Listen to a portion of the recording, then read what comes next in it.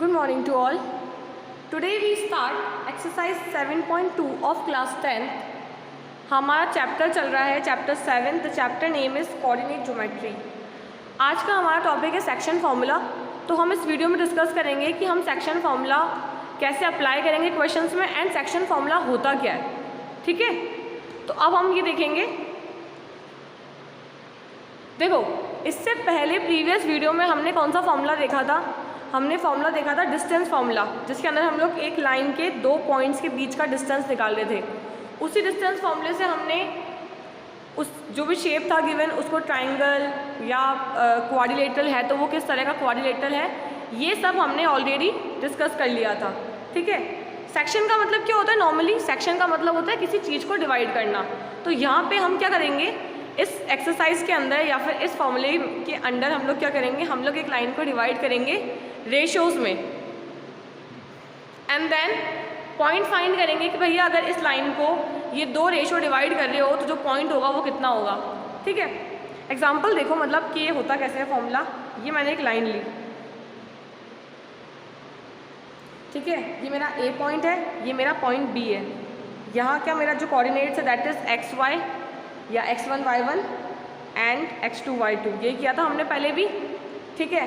अब इसको इसको कोई पॉइंट P है वो डिवाइड कर रहा है x y पॉइंट पे, और जो रेशियो है इस लाइन का, जैसे मान लो इस पूरी लाइन का जितने भी सेंटीमीटर है तो ये इसको डिवाइड कर रहा है m रेशियो और ये डिवाइड कर रहा है n रेशियो में. ऐसा होता है ना, जैसे कि भैया ये इसको 1:2 में डिवाइड कर रहा है, 3:4 में डिवाइड कर रहा है. तो जो रेशियो है हमारे वो क्या होता है, m और n. कोऑर्डिनेट्स हमारे ये हो गए और ये हो गया हमारा मेन पॉइंट. ये समझ में आया आपको. ये मैंने सिर्फ आपको एक इंट्रोडक्शन दिया है कि इस फॉर्मूले के अंदर जो भी चीज़ें यूज़ आएंगी वो सारी यही है. x1 y1 यूज़ आएगा, x2 y2 यूज़ आएगा जो पहले भी आया था, फिर m और n यूज़ आएंगे जो कि रेशियोज़ है, फिर x y यूज़ आएगा. ठीक है. अब हम देखेंगे कि हम लोग सेक्शन फॉर्मूले का यूज़ करके x पॉइंट और y पॉइंट कैसे निकालेंगे. ठीक है, पहले हम ये देखते हैं. ये x पॉइंट और ये x पॉइंट और y पॉइंट के लिए सेपरेटली हम लोग निकालेंगे. कैसे निकालेंगे कि अगर if a x1 y1 and b x2 y2 are two points of p x y divides a b internally. अच्छा हाँ, सेक्शन फार्मूला भी दो तरह का होता है, इंटरनल सेक्शन फार्मूला और एक्सटर्नल सेक्शन फार्मूला. हमारे कोर्स में फिलहाल सिर्फ इंटरनल है तो हम लोग सिर्फ इंटरनल लिखेंगे. वैसे इस पर फ़र्क ज़्यादा नहीं होता, सिर्फ एक साइन का फ़र्क होता है एक्सटर्नल और इंटरनल के अंदर. ठीक है. तो हमारा जो x वाला पॉइंट निकलेगा ना वो कैसे निकलेगा, देखो ये सब यूज़ करना है हमें. तो हमारा फॉर्मूला बन जाएगा m1 x2 n x1 m + n. मतलब ये ले लो. वैसे इसको m1 m2 भी ले सकते हैं, तो m1 के साथ x2 लेंगे m2 के साथ x1 लेते हैं. ऐसा होता है ये. सेम y के लिए my1 n y2 upon m + n. This is your formula जो कि हमको यूज़ करना है इंटरनल सेक्शन फार्मूला. डिवाइड कर रहा है ये m/n में हमारी पूरी लाइन को. ये समझ में आया आप लोगों को. mx2. अब मान लो आपको जो भी आपको पॉइंट्स दे रखे होंगे, आपको सिर्फ उसको उस फॉर्मूले में अरेंज करना है. इस वैल्यू को लेना है, x2 से मल्टीप्लाई करना है, इस वैल्यू को लेना है, x1 से मल्टीप्लाई करना है, नीचे दोनों को सम कर लेना है. सेम प्रोसेस हमको y पॉइंट के लिए करना है. ठीक है. अब इसका एक एग्जांपल देखते हैं, उसके बाद हम लोग दो फॉर्मूले और डिस्कस करेंगे. एक तो है मिड पॉइंट्स के लिए. मिड पॉइंट्स के लिए क्या होगा कि m और रेशियो, मतलब इसको पूरा ये मिड से, अगर किसी लाइन को मिड में अपन डिवाइड करेंगे तो इसको पूरा 1:1 में ही डिवाइड करता है.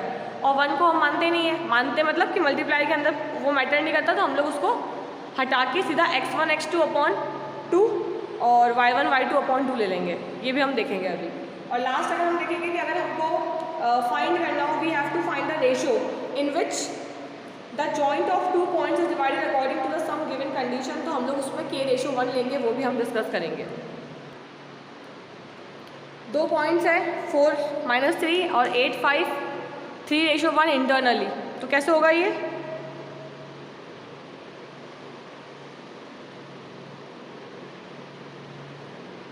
ये मैंने मान लिया पहले कि मुझे ये सब करना है. और आपको निकालना है find the coordinates of the point. आपको वो कोऑर्डिनेट निकालने हैं जिन पे ये जो हमारा लाइन है ए बी, उसको ये 3:1 में डिवाइड कर रहा हो, वो पॉइंट निकालना है. सबसे पहले x के लिए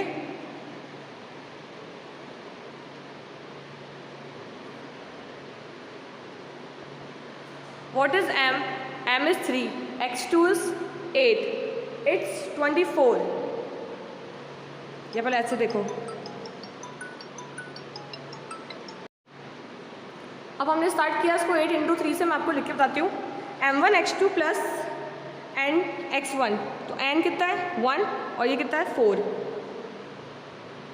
एंड नीचे 3 + 1 कितना हो जाता है ये सॉल्व करने के बाद? देखो 8 3s are 24 plus 4 1s are 4, 3 + 1 4, it's 28/4 and ये आ रहा है आफ्टर सॉल्विंग 7। और सेम हम सॉल्व करेंगे किसके लिए? y के लिए। एक बार वो भी देख लेते हैं। हमको m और n सेम रखने हैं, अब हमको चेंज करना है। पहले m y1 या y2, m y2 कितना है 5 और n y1, एंड नीचे वही 5 3s are 15, 3 1s are 3,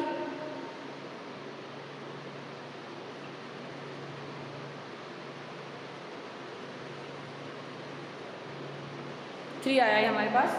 और हमारा जो कोऑर्डिनेट हम तरीका होगा उसको लिखने का, हम क्या लिखेंगे? इट्स 7,3। ये वो कोऑर्डिनेट है जो हमारा आंसर है, जो इस लाइन को डिवाइड कर रहा है 3:1 में। ठीक है, आपको x और y दोनों के लिए सॉल्व करना है। फाइन, आगे चलते हैं। अगर हमें इसके मिड पॉइंट का रेशियो निकालना हो, सॉरी रेशियो तो दे रखा होगा, मिड पॉइंट्स निकालने हो। देखो नेक्स्ट है हमारा coordinates of mid points are. Mid point का मतलब होता है किसी लाइन को इक्वली डिवाइड करना, और इक्वली मतलब वो सेम रेशियो पर डिवाइड करेगा। अगर 1:1 है, 2:2 है, जो भी रेशियो है, तो वो आफ्टर सॉल्विंग हमें कितना मिलता है? 1:1 ही मिलता है। तो जो हमारा फॉर्मूला है ना, mx2 plus nx1 upon m plus n, तो इस केस के लिए स्पेशल केस जो है हमारा मिड पॉइंट वाला, इस केस के लिए हमारे m और n क्या हो जाते हैं? 1 है ना। तो हमारा अगर m भी 1 हो रहा है और n भी 1 हो रहा है, तो अगर आप यहाँ 1 पुट करेंगे तो it's x2 1s are x2 और x1 1s are x1, 1 + 1 2। तो अल्टीमेट फॉर्मूला क्या बनता है हमारा? x1 + x2/2, and for y same, it's y1 + y2/2। ये समझ में आया? ये हमारे स्पेशल केस का फॉर्मूला है। एक और केस डिस्कस करते हैं, फिर इसका एग्जांपल देखेंगे। ठीक है, अगर वो आपको मिड पॉइंट वाला बोलता है कि ये इसको मिड पॉइंट पे डिवाइड कर रहा है, तो हम लोग सीधा फॉर्मूला लगाएंगे, क्योंकि उस वाले केस में हमको रेशियो सोचने की जरूरत नहीं पड़ेगी कि यहाँ पे m और n क्या दिया होगा। ठीक है, हम सीधा x1 + x2/2 करेंगे, y1 + y2/2 करेंगे। क्लियर है? आगे चलो। क्वेश्चन ये भी हो सकता है कि आपको सब कुछ देके, मतलब दोनों पॉइंट्स रखें a और b, और जो मिड पॉइंट या जो भी आपको रेशियो है जिस पे वो डिवाइड कर रहा है वो कोऑर्डिनेट पे दे रखा हो, and you have to find ratio. उस केस में हम लोग क्या करेंगे? रेशियो को कुछ मानते हैं। तो if we have to find ratio, we take ratio as k:1। हम क्या मान सकते हैं उनको? या मानेंगे k:1। अब सेम आता तो हमें एक ही चीज़ है कि भाई ये m है और ये n है ना। हमने तो ये सीखा है m और n। तो अकॉर्डिंग टू हमारा फॉर्मूला ये क्या होना चाहिए? ये होना चाहिए kx2, क्योंकि m1 x2 प्लस nx1, तो n is 1, तो it's x1 only, and then k + 1, and same for y।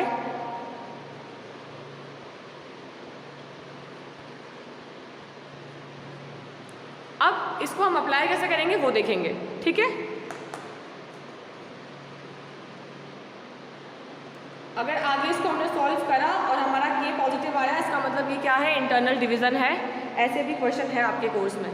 ठीक है, चलो उसका एग्जांपल देखो आप, दोनों क्वेश्चन पे बेस्ड। देखो उसमें आपको रेशियो निकालना है, फाइंड रेशियो इन विच जो हमारा ये है कोऑर्डिनेट है -4 6 डिवाइड कर रहा है सेगमेंट को, इसको। अब पॉइंट इज दैट कि ना आप लोग किसको क्या मानोगे। ठीक है, जैसे ये नहीं है कि आपका मन कर रहा है तो आपने इसको x1 मान के इसको x1 y1 इसको x2 y2 मान लिया। नहीं, अगर उसने जो मेन पॉइंट दिया ना हमारा, वो तो हमारा x y होता है, क्योंकि वो बीच वाला पॉइंट होता है, और सेगमेंट के जो पॉइंट होते हैं वो हमारे x1 y1 और x2 y2 होते हैं रेस्पेक्टिवली। ये चीज़ हमें ध्यान रखनी है। तो इस क्वेश्चन के अकॉर्डिंग ये हमारा x और y है, ये हमारा x1 y1 है, ये हमारा x2 y2 है। ठीक है, और जो रेशियो हम मानेंगे वो हम लोग क्या मानेंगे कि मान लो कि लेट ये इसको डिवाइड कर रहा है k:1 में,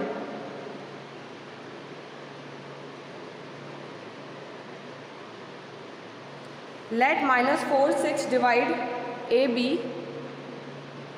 ये AB इन K रेशो 1, हमने ये मान लिया कि वो उसको K रेशो 1 में डिवाइड कर रहा है। अब अगर हम डायरेक्ट करें तो -4, मतलब जो x की वैल्यू निकलती है वो तो x की इक्वल आएगी। ये क्या होता है, m1 x2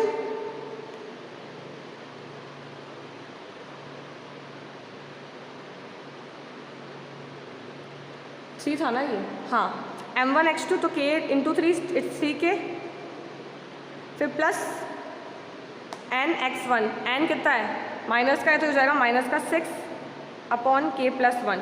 ये हो गया। ये किसी भी एक से भी सॉल्व हो जाएगा।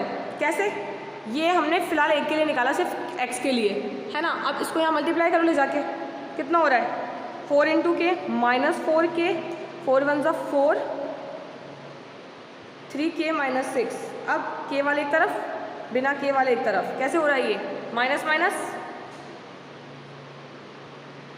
-7k, और ये यहाँ क्या हो गया प्लस का, ये हो रहा है -2, ये कैंसिल हो गया। k की वैल्यू कितनी आ रही है 2/7, तो k रेशो 1 कितना आ रहा है 2:7। ऐसे निकालते हैं हम इसके रेशो।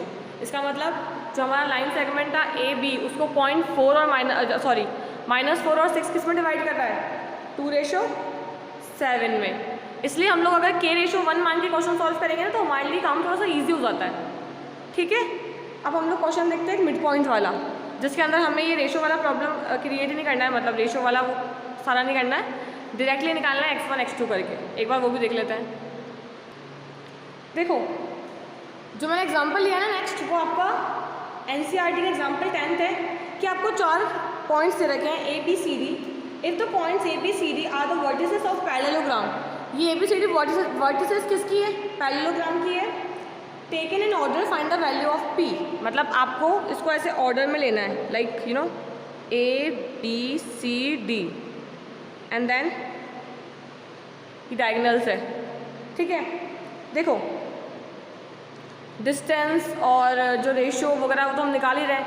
हमको ये पता है कि पैरेललोग्राम का जो प्रॉपर्टी होती है वो ये होती है कि उसके डायगोनल्स उसको इक्वल पार्ट में डिवाइड करते हैं। इक्वल पार्ट मतलब सेम रेशो में, लाइक 1:1 हम लोग मान सकते हैं। तो हमारे पास यहाँ पे A के पॉइंट्स है, B C D सबके पॉइंट्स हैं। तो हम लोग क्या करेंगे, हम लोग लेंगे AC, ये मिड पॉइंट वाला फॉर्मूला लगाएंगे, एंड देन लेंगे BD, फिर लगाएंगे मिड पॉइंट वाला फॉर्मूला, एंड हम लोग इक्वल रखेंगे इसको। कैसे, देखो ये 6-1 हुआ, ये 9-4 हुआ, ये 8-2 हुआ, एंड ये हुआ कुछ P3, ये गिवन है हमको। पहले हम निकालेंगे इन दोनों का डिस्टेंस, तो ये जाएगा x1 + x2 according to formula upon 2, इसका हुआ ये, and then y1 + y2 upon 2, ये एक हुआ। दोनों डायगोनल्स भी इक्वल ही होते हैं। देन P + 8 अपॉन 2, फिर 3 + 2 अपॉन 2। ठीक है, अब बताइए क्या, इसका जो x वाला पॉइंट है वो इसके वाले पॉइंट की इक्वल है, इसका जो y वाला पॉइंट है वो उस वाले y की इक्वल है। देन 9 + 6 15 अपॉन 2 को मैंने इक्वल रखा इसके। अब इससे हमारा क्वेश्चन का आंसर आ जाएगा। कैसे, इसको हम करेंगे क्रॉस मल्टीप्लाई, 15 2 ज़ा 30, 16 + 2p, एंड देन यहाँ जाके 30 - 16, 30 - 16 कितना होता है 14, 14 = 2p, एंड इसकी वैल्यू कितनी आ गई 7। देन p की वैल्यू कितनी आ गई हमारी 7, ऑब्वियसली 7 3, ये 2 पॉइंट है इसके, क्योंकि ये तो सेम ही हो रहा है 5/2 5/2, ये तो कैंसिल आउट हो जाएगा। कैंसिल आउट तो क्या होगा, मतलब इक्वल आ रहा है। और p की वैल्यू कैसे निकाली हमने, मिड पॉइंट वाले फॉर्मूले से, क्योंकि उसके अंदर हमको ये पता है कि जो रेशियो है वो कितना रहता है 1:1। आपको ये सब समझ में आ गया अच्छे से। अब हम जब 7.2 स्टार्ट करेंगे ना, वो हम नेक्स्ट वीडियो में स्टार्ट करेंगे, और क्वेश्चन को पढ़ के हमें पता पड़ेगा कि हमें इन तीनों में से कौन सा फॉर्मूला यूज़ करना है, कि इंटरनल डिवीजन है, ये हमसे रेशियो पूछ रहा है, तब तो हम k रेशियो 1 मानेंगे उसको, या फिर ये इसने हमको मिड पॉइंट का कुछ दे रखा है कि ये इसको इक्वल पार्ट में डिवाइड कर रहा है। अगर क्वेश्चन ने वहाँ पे बोल दिया कि 2 पॉइंट है उसको इक्वल पार्ट में डिवाइड कर रहे हैं, तो वहाँ पे फिर वो रेशियो वाला कॉन्सेप्ट खत्म हो जाता है। हमें ये पता है कि ये इसको इक्वल ही डिवाइड कर रहा है, तो ये इक्वल रेशियो में ही डिवाइड कर रहा होगा। ये हमारी खुद की अंडरस्टैंडिंग होती है। ये बात समझ में आई आपको, तो उसको आप ऐसे कर लेंगे। 3 तरह के क्वेश्चन है इसके अंदर आपके, और 7.2 हम लोग नेक्स्ट वीडियो में स्टार्ट करेंगे। एंड दूसरी बात 7.3 हमारे कोर्स में नहीं है, तो 7.2 करते ही हमारा 7 चैप्टर भी ख़त्म हो जाएगा। ठीक है, आई होप कि आप लोगों ने पढ़ना स्टार्ट कर दिया होगा, क्योंकि नवंबर दिसंबर में आपकी शायद फर्स्ट असेसमेंट है, जो भी है। ठीक है, पढ़ना तो आपको है ही क्लास 10th के लिए।